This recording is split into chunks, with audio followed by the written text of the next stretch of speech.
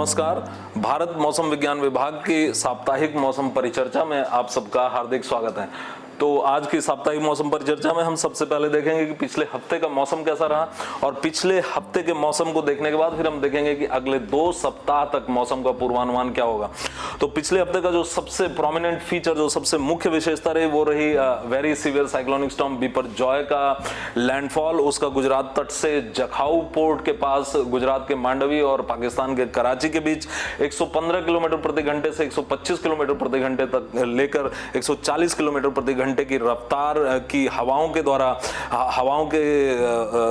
के साथ टकराना, और फिर वो very severe cyclonic storm Biparjoy जो था वो धीरे धीरे कमजोर हुआ। Severe cyclonic storm, deep depression और फिर एक डिप्रेशन में बदला। और आज की तारीख में अगर हम देखें तो एक लो प्रेशर एरिया के रूप में, एक अल्प दबाव के क्षेत्र के रूप में मध्य उत्तर प्रदेश के मध्य भाग पर यह अवस्थित है। और इसके कारण अगर हम देखें तो एक्सट्रीमली हैवी फॉल्स 20 सेंटीमीटर से ज्यादा की वर्षा उत्तरी गुजरात पर, दक्षिणी राजस्थान पर, और उसके बाद में पूर्वी राजस्थान के जो मध्य भाग है वहां पर 20 सेंटीमीटर से ज्यादा की वर्षा कई स्थानों पर दर्ज की गई। और भारी से अति भारी वर्षा 11 से 20 सेंटीमीटर की वर्षा, और साथ ही साथ 11 सेंटीमीटर तक की वर्षा, 7 से 11 सेंटीमीटर की वर्षा पश्चिमी उत्तर प्रदेश के दक्षिणी हिस्सों और उत्तर पश्चिमी मध्य प्रदेश पर भी दर्ज की गई। और इसके साथ ही साथ दक्षिणी पश्चिमी स्ट्रॉन्ग हवाओं की वजह से हमारे पश्चिमी आसाम और मेघालय और साथ ही साथ उप हिमालयी पश्चिम बंगाल और सिक्किम पर भी भारी से अति भारी और अत्यंत भारी एक्सट्रीमली हैवी फॉल 20 सेंटीमीटर से ज्यादा की वर्षा 4-5 दिन तक लगातार दर्ज की गई। और इसके साथ ही साथ एक यहाँ पर एक चक्रीय परिसंचरण था जो कि दक्षिण पश्चिमी बंगाल की खाड़ी और उससे सटी हुई मध्य पश्चिमी बंगाल की खाड़ी पर अवस्थित था। और इसके प्रभाव में भी भारी वर्षा उत्तरी तमिलनाडु और हमारे तटीय आंध्र प्रदेश पर दर्ज की गई। तो इस वर्षा की इस गतिविधि के कारण जैसा कि हम देख सकते हैं कि जो आज तक का जो हमारा मानसून का, दक्षिण पश्चिमी मानसून की जो आगे इसका जो प्रसार है वो कुछ इस तरह से हुआ कि पूरे पूर्वोत्तर भारत को इसने अपने आगोश में ले लिया, पूरे पूर्वोत्तर भारत को इसने आच्छादित कर दिया। उसके बाद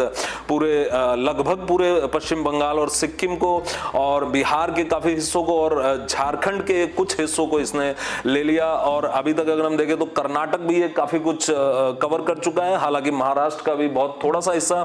और साथ ही साथ तेलंगाना का थोड़ा सा हिस्सा और आंध्र प्रदेश को पूरी तरह ये आच्छादित कर चुका है। और आज यदि हम जो इसकी उत्तरी सीमा यदि हम मानसून की देखें तो वो महाराष्ट्र के रत्नागिरी, कर्नाटक के रायचूर और उसके बाद में तेलंगाना के खम्मम और फिर उड़ीसा के मलकानगिरी और मलकानगिरी के बाद में पारालेखामुंडी और फिर उसके पश्चात पश्चिम बंगाल के हल्दिया, झारखंड के बोकारो और बिहार के पटना और रक्सौल से गुजर रही है। अगले 2 से 3 दिनों के अंदर इस मानसून के और आगे बढ़ने और इसके साथ पश्चिम बंगाल को पूरा आच्छादित करने, झारखंड के कुछ और हिस्सों, बिहार के लगभग सभी हिस्सों और उड़ीसा के कुछ और हिस्सों और तेलंगाना और कर्नाटक के कुछ और हिस्सों को कवर करने की, आच्छादित करने की संभावना अगले 2 से 3 दिनों में। और उसके बाद जैसा कि हम देख सकते हैं कि अभी जो हमारा एक अल्प दबाव का क्षेत्र यहाँ पर उत्तर प्रदेश के मध्य भाग पर अवस्थित है और एक अल्प दबाव की रेखा पंजाब से इस अल्प दबाव के क्षेत्र तक विस्तृत है। ये अल्प दबाव का क्षेत्र हालांकि कल सुबह तक ये लेसमार्क हो जाएगा, समाप्त हो जाएगा, लेकिन ये अल्प दबाव की रेखा आने वाले 23 तारीख की रात्रि अथवा 24 तारीख तक ये अल्प दबाव का क्षेत्र जो है ये पश्चिमोत्तर बंगाल की खाड़ी तक विस्तृत होने की संभावना है। और जिसके प्रभाव में 24, 25 और 26 तारीख में हमें एक भारी वर्षा का एक दौर देखने को मिलेगा जो कि हिमाचल प्रदेश, उत्तराखंड और उत्तर प्रदेश तक विस्तृत हो सकता है। और जिसके लिए हमने यहाँ पर ऑरेंज कलर उत्तराखंड और हिमाचल प्रदेश पर और इसी के साथ पूर्वी उत्तर प्रदेश पर हमने ऑरेंज कलर दिया। तो इस पूरे क्षेत्र पर पंजाब, हरियाणा और पश्चिमी उत्तर प्रदेश को सम्मिलित करते हुए भारी से अति भारी वर्षा की संभावना 24 से 26 तारीख के बीच में रहेगी। और उसके पश्चात फिर एक चक्रीय परिसंचरण हमारे पश्चिमोत्तर बंगाल की खाड़ी पर उद्भूत होने की संभावना एक चक्रीय परिसंचरण की, और जो कि लगभग 26 तारीख के आसपास और फिर उसके एक अल्प दबाव के क्षेत्र में बदलने की भी संभावना है लगभग 27 से 28 तारीख के आसपास। और फिर ये जैसे जैसे इसकी जो गति की संभावना है वो लगभग पश्चिम उत्तर पश्चिम दिशा में इसकी गति होगी हमारे मध्य भारत के अक्रॉस, और फिर उसके परिणाम स्वरूप पूरे मध्य भारत पर। और जब ये लगभग पश्चिमी भारत के आसपास पहुंचेगा तो इसमें काफी मॉइस्चर सप्लाई, आर्द्रता की इसमें काफी आपूर्ति होने की संभावना, और उसके परिणाम स्वरूप ये गुजरात और उत्तरी महाराष्ट्र और दक्षिण पश्चिमी मध्य प्रदेश और साथ ही साथ दक्षिणी राजस्थान पर इसके भारी से अति भारी वर्षा और कहीं कहीं अत्यंत भारी वर्षा भी होने की संभावना 28 जून से 1 जुलाई के बीच में होने की संभावना। और इसी के परिणाम स्वरूप जैसा कि हम देख सकते हैं कि ये पूरा जो क्षेत्र है यहाँ पर वर्षा जो है वो सामान्य से अधिक दर्शाई गई है, और ये वर्षा हमें 26-27 तारीख के बाद में देखने को मिलेगी, अर्थात इस सप्ताह के अंतिम हिस्से में। और फिर जो पश्चिमी भारत की जो वर्षा गुजरात और राजस्थान और पश्चिमी मध्य प्रदेश पर और उत्तरी महाराष्ट्र पर है, ये दूसरे सप्ताह के प्रथम हिस्से में दिखाई देगी। और फिर यदि हम अधिकतम तापमानों की बात करें तो जैसा कि हम यहाँ देख सकते हैं कि पिछले पूरे 10 से 12 दिनों से एक हीट वेव का एक पूरा दौर चला पूर्वी उत्तर प्रदेश, बिहार से लेकर के तेलंगाना और उत्तरी आंध्र प्रदेश तक, उत्तरी तटीय आंध्र प्रदेश तक, और जो कि पूरे यहां से लेकर के हीट वेव की जो कंडीशंस थी, लू की जो स्थितियां थी, वो पूरे पूर्वी मध्य प्रदेश, छत्तीसगढ़, झारखंड, पश्चिम बंगाल और आंतरिक उड़ीसा और साथ ही साथ विदर्भ को अपने आगोश में इसने जकड़ रखा था। और हम देख सकते हैं कि पिछले 2 या 3 दिनों से इस हीट वेव कंडीशन में थोड़ी कमी आई, जब मॉनसून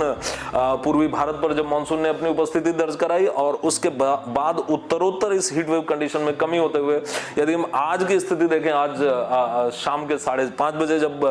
अधिकतम तापमानों के आंकड़े एकत्र किए जाते हैं, तो उस समय हम यदि देखें तो पूरे हिस्से पर किसी भी तरह की हीट वेव कंडीशंस दर्ज नहीं की गई है। हालांकि एक स्टेशन पर पूर्वी उत्तर प्रदेश के जो तापमान है वो हीट वेव कंडीशन के क्राइटेरिया में आ रहा है, लेकिन वो चूंकि केवल एक स्टेशन है और हीट वेव की उद्घोषणा करने के लिए कम से कम 2 स्टेशंस पर हीट वेव का